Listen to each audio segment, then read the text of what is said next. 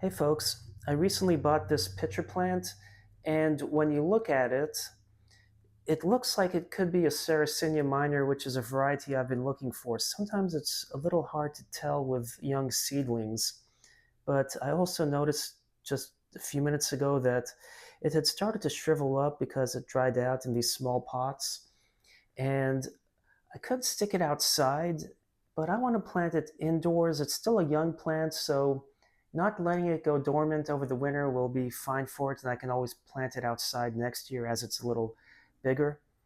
So whoa, I have this bulb vase that I found in an antique store of sorts, and I thought this would look nice growing out of it because the pitchers grow tall and everything. It might look nice in this.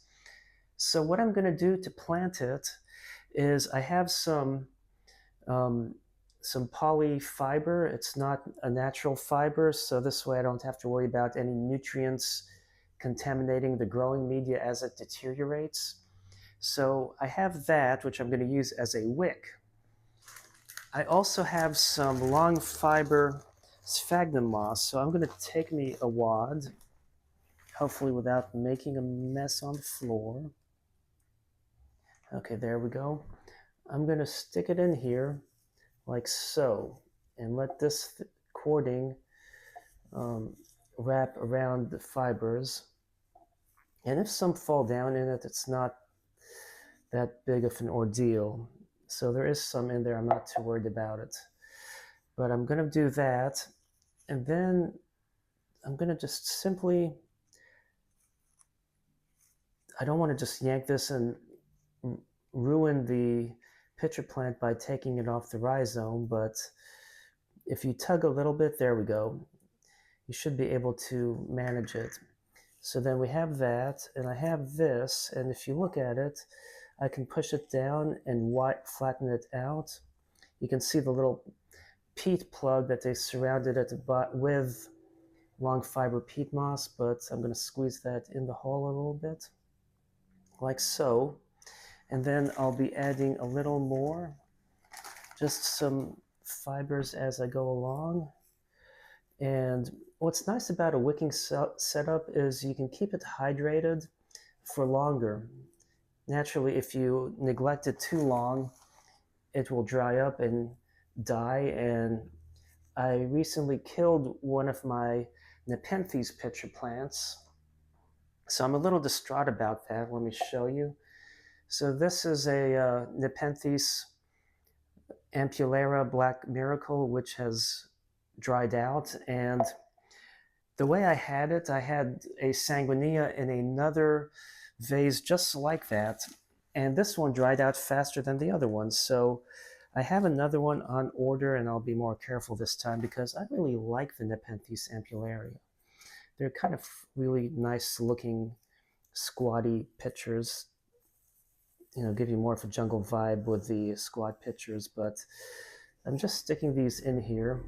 Now, if you fill this way above the rim, it will be an issue because when it comes to watering, you know, too little media will make it dry out too fast. Too much media will make it not dry out or be hard to water, I mean. So as it sweats, it will sag down and everything. So now that I have this, I can go ahead and water it.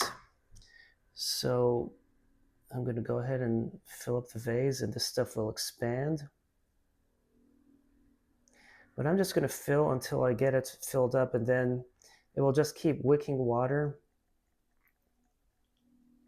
And I'm using distilled water, and I really don't have a large issue of, like, if there's peat moss, it can help discolor the water with all the tannins.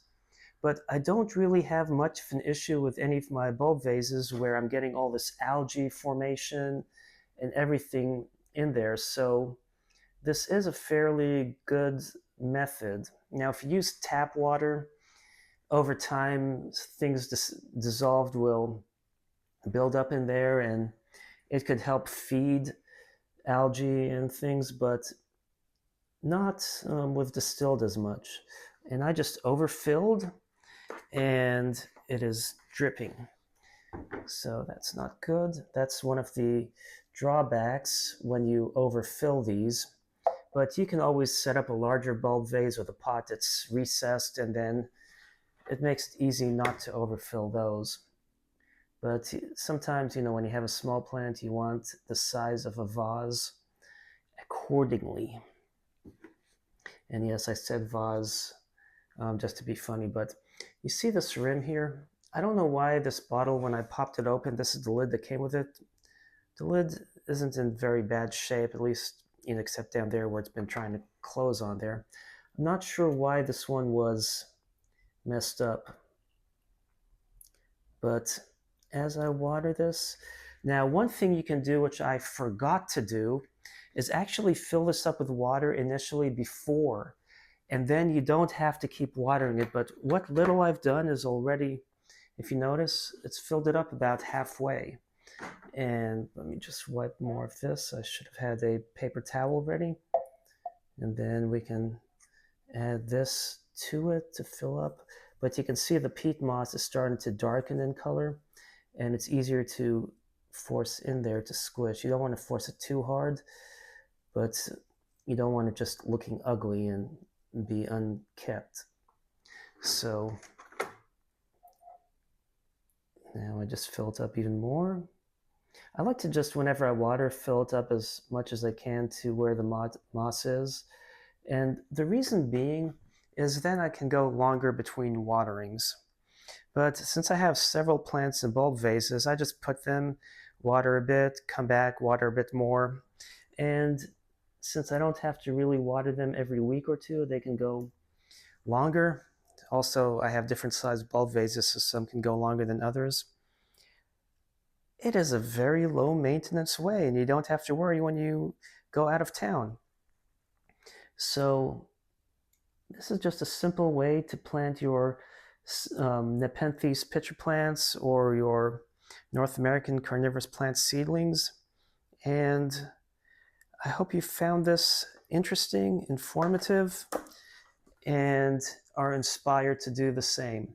So now I can plant this on a sunny windowsill and enjoy watching it grow during the wintertime because it's still a seedling.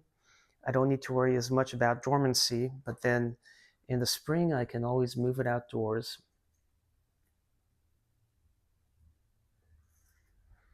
So thanks for watching and happy planting.